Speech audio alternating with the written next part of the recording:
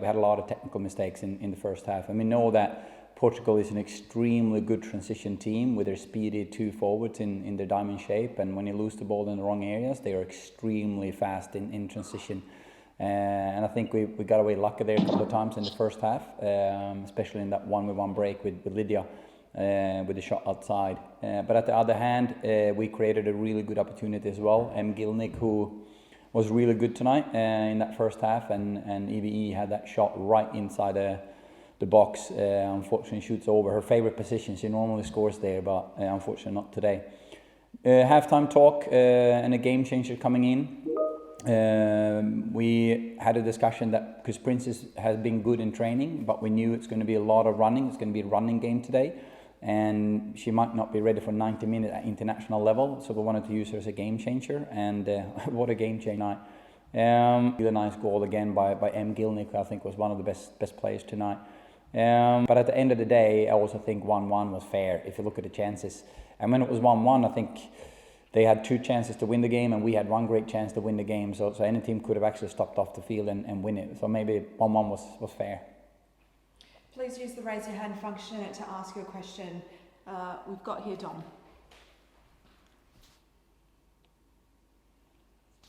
Tony, I know there's been a few changes, but look, I think it's fair to say that you were outplayed completely in the first half, probably really for the first 60 minutes. Portugal very unlucky not to score a lot of the goals, and of course, yes, the goal was offside, but we're not really much closer to seeing a very clear style emerging and clear players being consistently shed into the Matildas. I mean, are you concerned that we're a year out from the World Cup now and we're still so experimental and just very inconsistent? Yeah, how should I answer that, Dom, when I'm trying to be as consistent as I can with the players available in camp. And we choose to do a very different tactics against Spain. If you think it's lack of consistency between the 2 games in playing style and such, I think we need to be humble enough knowing that we have half of the caps on the field that we have against New Zealand, less than 500. Against New Zealand we have all the thousands. The least cap player against New Zealand had almost 25. Here we have 5 players less than 10. We have to adjust the tactics to be humble enough to get away, and I think that first half against Spain showed that even if we have a very inexperienced team, based on tactics we can compete with them like we did in the first half. And then in the second half against Spain I choose to use that game completely different because it was 2 games in one and I wanted answers. In this second game we went back to our normal 4-3-3.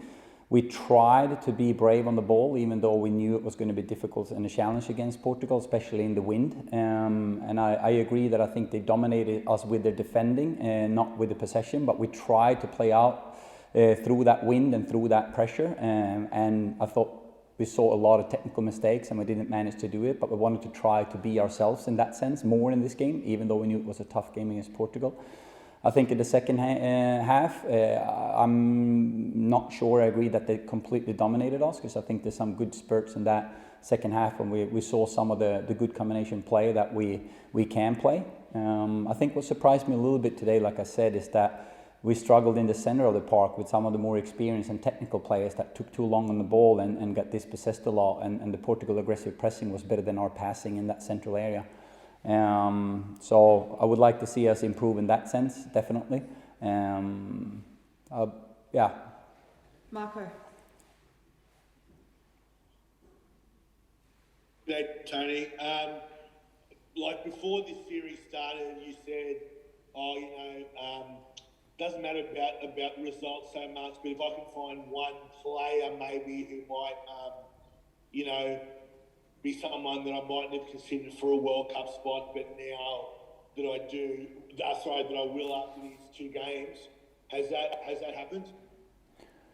I've got a lot of answers on individual players for sure, not just from games but from training. We've seen some players perform really good at clubland, and we have gotten an answer that some of their performances clubland have been challenging to bring to the Matilda's training environment, because everything here is much faster and the tempos is so much faster, even though the tempo in the training camp this time around have not been the same as it normally is due to the lack of a lot of key international players.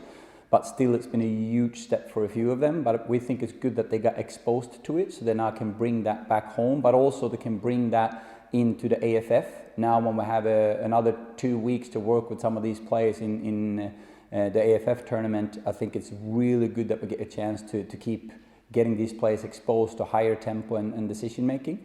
When it comes to a few individuals, they have adjusted better than others, which is always the case. And you can see tonight, for example, that Princess Sabini, who comes off the bench, have some unique skill set. And what we're pleased with her is that she commit to run without the ball in this camp, both in training and game. We knew what she can do with the ball. We've seen that in A-League.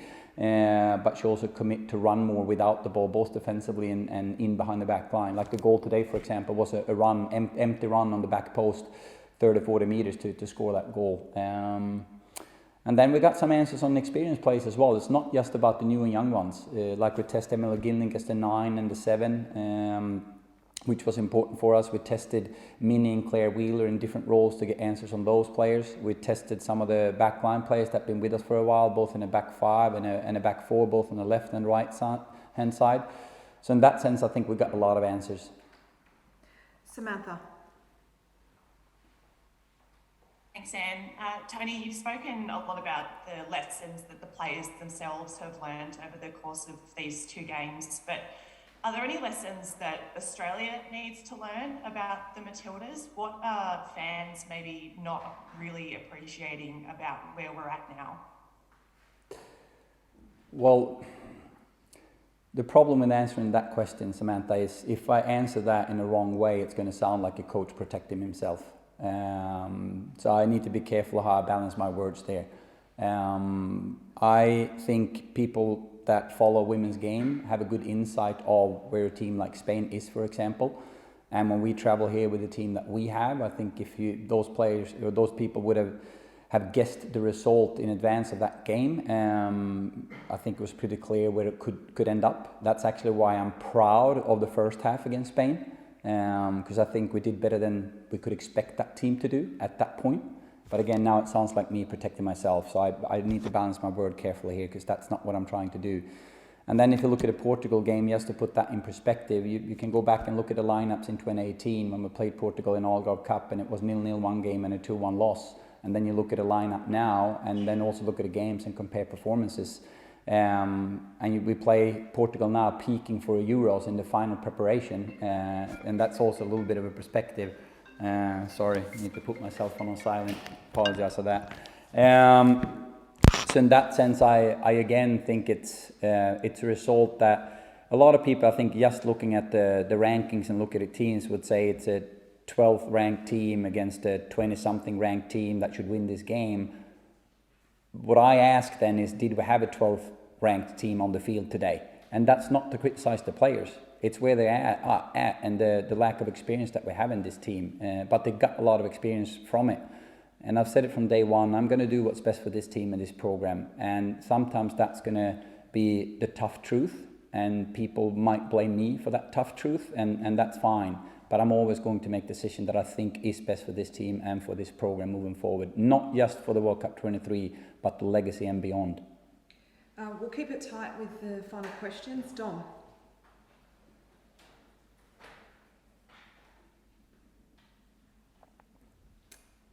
Did you have a question, Dom? Sorry, I was on mute. Apologies about that. Tony, how damaging is it to the confidence of players who might be thrown in for big games against good teams like this? And then I guess also to be told that they're not at the level and the expectations shouldn't be anything above this. I concede that yes, it's probably not our best team out there, but it seemed today, and it's probably a little bit consistent, that heads are dropping very quickly in a lot of games and in a lot of clutch moments as well. It's two questions in one there, I guess. If I take the first one, how damaging is it for the confidence? I actually think if it's handled right from a leadership perspective, and you have a support system in place and you have a healthy culture in a team, I think a loss or a reality check can actually benefit confidence in the long run if you handle it right. Meaning, make sure that the players understand that they're selected to this environment for a reason, that they have a talent, that they have a skill, that they have proven that they can deliver in a certain level. And if they are given the opportunity to be in the right environment where they challenge every day when it comes to making quicker decisions, physicality, we've done some fitness testing and look at that, and then they've been given a long-term plan individually, and they see that we actually see them for not just for who we love them for who they are, but we see them for who they can become, and they see that we see the potential in them. I don't think the confidence has to be that broken. Obviously, we might have to protect them from being scrutinized in media or other areas, but in this environment, in here, in our circle, they know what we think about them and what we want to do to them. And when I say we might not be up to this level... They're being criticised. Sorry? They're being criticised by you. You're telling people that they should expect a 7-0 loss to Spain. You're telling people that this team's not good enough to get good results against Portugal. It seems that you're very quick to outline to everyone that this is a significantly weaker team. And I think there might be an element of truth to that, but you're the one telling the media this. But wouldn't you agree that it's the truth? Well, I mean, you say that you've got to protect them from the media. No. I didn't say it that way. But what I'm saying, Dom, and obviously you decided to look at a negative as you always do, and that's fine. There's an element of truth. But what I'm saying is we have a conversation. I'm not criticizing the players, but I'm saying that what I even said was it's unfair to expect these players to come out and win against Spain. I think it's unfair because they're coming from an environment where they're not ready for it. And it's not saying, hey, you're bad, you're not good enough. It's saying the environment you're in right now have not made you ready for this type of international top level football, but we brought you here because we think you can get ready for it. And when you get this experience and bring that back home to training, I gave Jamila ranking as an example. So I want to be clear here, and you're probably going to use that as a headline, but if you say that I'm criticizing the players and are throwing them under the bus, I think you're lying. And you can talk to any player in this environment that that's not what I'm about. I'm about the programming and the long-term legacy, and I'm about believing in the players. And I've played 7 debutants through 14 months in this program. The average debutants before I came for a decade was 2.3. I play tough opponents all the time. Why do I do that? Because I believe in this team and I believe in these players. But they're not in an environment now when we can expect them to win against Spain. And that's the truth. And they know it. So why not be honest and talk about it, but do it in a positive way and look at it long term? All right, we'll move on to Marco. Tony, I guess 18 months into your tenure now, or roughly, or is this team, is this Matilda's program, is this where you thought it would be at this stage, like a year out from like the World Cup, or were you expecting more or less?